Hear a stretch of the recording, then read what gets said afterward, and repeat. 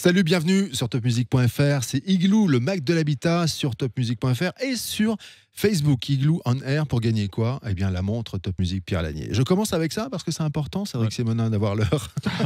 Mais c'est très important d'être à l'heure pour aller voir Igloo, même si on peut regarder Igloo n'importe quand, jour et la nuit, évidemment sur topmusic.fr. La montre Top Music Pierre Lanier. Pour l'un de ceux ou de celles qui a partagé cette émission. On y reviendra en fin d'émission. Aujourd'hui, on reçoit le professeur Frédéric Deblay. Vous êtes professeur aux hôpitaux universitaires de Strasbourg et également président de la Fédération française d'allergologie. Oui, bonjour. Et c'est pas rien. Cédric Simonin tenait vraiment à vous inviter pour parler de la qualité de l'air intérieur notamment. Un vaste sujet. Alors je vous laisse entre ses mains presque expertes sur le sujet également. Ben, on est très heureux de recevoir le professeur Deblay, qui est quand même un des grands spécialistes mondiaux de l'allergie, on peut dire ça comme ça. Je veux commencer par donner quelques chiffres pour qu'on se rende bien compte des enjeux. La population allergique, cliniquement allergique, c'est 30% aujourd'hui, ce sera 50% en 2050.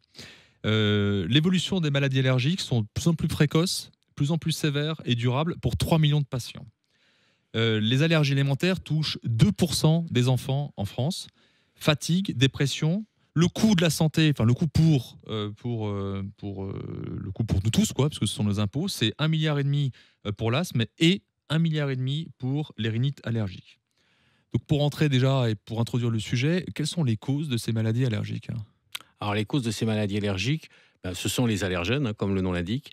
L'allergène le plus fréquemment retrouvé, le plus fréquemment en cause dans la rhinite et dans l'asthme, ce sont les acariens. Donc c'est ces petites bêtes qui font moins d'1 millimètre et qu'on a dans nos maisons, qu'on va trouver dans les matelas, dans les moquettes. Et puis vous avez aussi dans les allergènes qui sont plutôt extérieurs, là ce sont les pollens. Les pollens de graminées, c'est le gazon en ville, c'est les graminées fourragères, pour ceux qui savent, quand on fait les foins au mois de juin. Et puis vous avez les animaux, le chat, c'est à peu près 30%, et vous avez le pollen de bouleau qui est au nord de la France et puis dans toute l'Europe. C'est le premier allergène respiratoire, enfin en termes de pollen, et qui entraîne de la rhinite et qui entraîne aussi de l'asthme. Ça, c'est pour les allergènes respiratoires. Puis vous avez les allergènes alimentaires. Très vite, chez l'enfant, ça va être le lait, ça va être l'arachide, ça va être le poisson, ça va être l'œuf.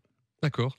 Alors, quel est l'impact finalement du changement climatique sur les allergies ? Parce qu'au départ, on se dit, tiens, je vois pas le lien. Et pourtant, il y en a un, puisque on peut dire qu'il y a certaines maladies allergiques, si je peux dire comme ça, certaines allergies, pardon, qui n'existaient pas ou moins fréquentes il y a 2 générations.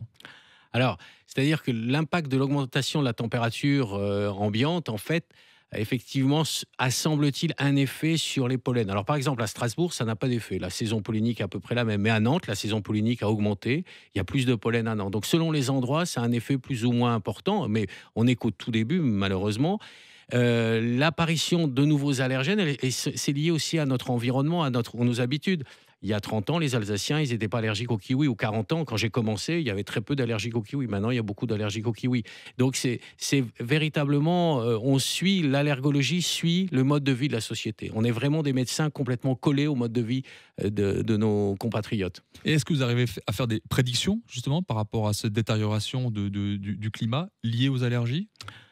Moi, je suis assez prudent parce que je ne suis pas complètement sûr. Par exemple, les pollens de graminées, donc le gazon, à Marseille où il fait très chaud, la saison est très très courte parce que tout de suite les graminées sont brûlées.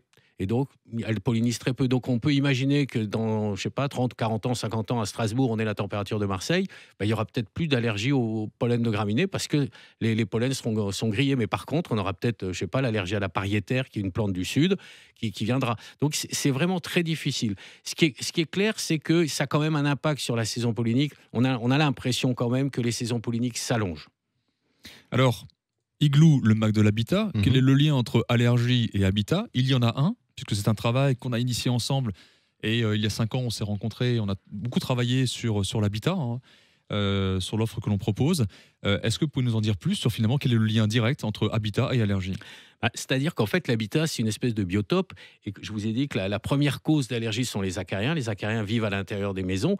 Mais un enfant qui est allergique aux acariens, il va respirer en même temps des polluants chimiques. Et ces polluants chimiques ont un effet comment dire, délétère, c'est un effet d'aggravation des symptômes. C'est-à-dire que si vous respirez en même temps des composés organiques volatiles ou du formaldéhyde et en même temps des acariens, vous allez augmenter votre réactivité bronchique. Et c'est particulièrement vrai chez les enfants. Si vous avez des moisissures plus des produits des sambons dans votre, donc des terpènes, ça va aggraver vos symptômes. Donc on voit très bien que l'habitat, c'est véritablement, sachant que les citadins passent 90% de leur temps à l'intérieur des maisons, c'est vraiment un biotope très important et qui entraîne effectivement des symptômes.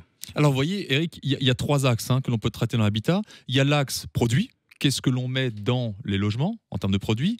Il y a l'axe ventilation qui est important. Et puis il y a l'axe usage, c'est-à-dire que qu'est-ce que les gens mettent chez eux.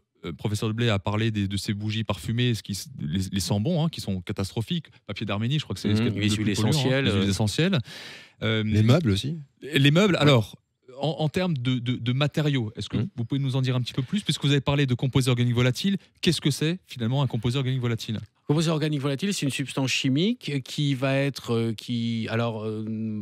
vous avez le formaldéhyde par exemple, les meubles en aggloméré là, par exemple, comme ici, voilà, ça va libérer. Oui, c'est ça. C'est ça. Même ma coupe de cheveux, ça vient de là. Peuvent libérer du formaldéhyde et peuvent libérer donc le formaldéhyde. On l'a démontré à la fois sur le plan expérimental et à la fois par des études épidémiologiques que ça augmentait les symptômes d'asthme et que ça aggravait les symptômes d'asthme. Vous avez donc les terpènes, donc tous ces produits justement qui permettent d'améliorer les odeurs, entre guillemets, comme le limonème qui est contenu dans beaucoup de produits qui sont utilisés justement pour que ça sente bon, qui eux aussi vont avoir une action, alors délétère c'est un peu médical, vont avoir une action nocive sur les bronches. Vous avez aussi les produits, ce qu'on appelle les ammonium quaternaires. Les ammonium quaternaires sont des désinfectants. Normalement, c'est utilisé à l'hôpital. Et bien maintenant, de plus en plus dans les supermarchés, vous trouvez des produits pour nettoyer vos WC, pour nettoyer vos toilettes ou votre cabine de douche. Vous allez trouver des produits qui contiennent des ammonium quaternaires qui entraînent de l'asthme aussi. Donc on voit bien qu'il y a les allergènes, il y a le tabac, bien sûr, il ne faut pas oublier les gens qui fument et puis, il y a les polluants chimiques. Et effectivement, vous avez tout à fait raison, il y a les produits, l'usage qu'on en fait, et puis la génétique des patients. Et on revient d'ailleurs sur des produits comme le faisaient nos grands-mères, puisqu'il y a des industriels qui commencent à agir et à proposer autre chose que des produits qui sont évidemment très dangereux pour la santé. Oui, tout à fait. Oui. Un mot sur les traitements ? Alors, un mot sur les traitements. Si vous voulez, on a en gros, les 20 dernières années, on a fait d'énormes progrès en matière d'allergie. On a fait des progrès en ce qui concerne la désensibilisation. Avant, on faisait des piqûres. Maintenant, ce ne sont plus que des petits comprimés. On a fait des progrès sur l'allergie alimentaire. Maintenant, on peut désensibiliser aux allergies alimentaires. Et c'est une excellente nouvelle pour tous ces enfants qui ont des allergies alimentaires de plus en plus graves à l'arachide ou à d'autres aliments. Et puis, surtout, on a mis en place, et là, c'est un petit cocorico strasbourgeois, c'est qu'on a une chambre d'exposition aux allergènes qui permet de tester les nouveaux médicaments. Il y en existe 5 ou 6 dans le monde. Et la nôtre est un petit peu particulière parce qu'on a tout standardisé, tout est parfaitement contrôlé. Et donc, ça permet à quelqu'un qui va développer un médicament de développer plus vite son médicament. Et vous avez très bien cité les chiffres, 30% à l'heure actuelle, 50% d'ici quelques années. Ce matin, j'étais en consultation. C'est une marée énorme qui vient vers nous, puisque c'est 20 millions de personnes qui sont susceptibles d'aller voir un allergologue un jour ou l'autre. Ouais, j'allais vous poser la question, quel est le pourcentage des allergiques qui s'ignorent en fait?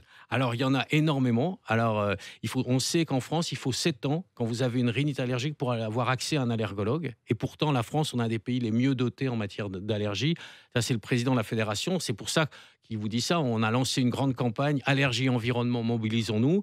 Et je serais ravi de revenir pour vous parler de ça. Quand vous voulez.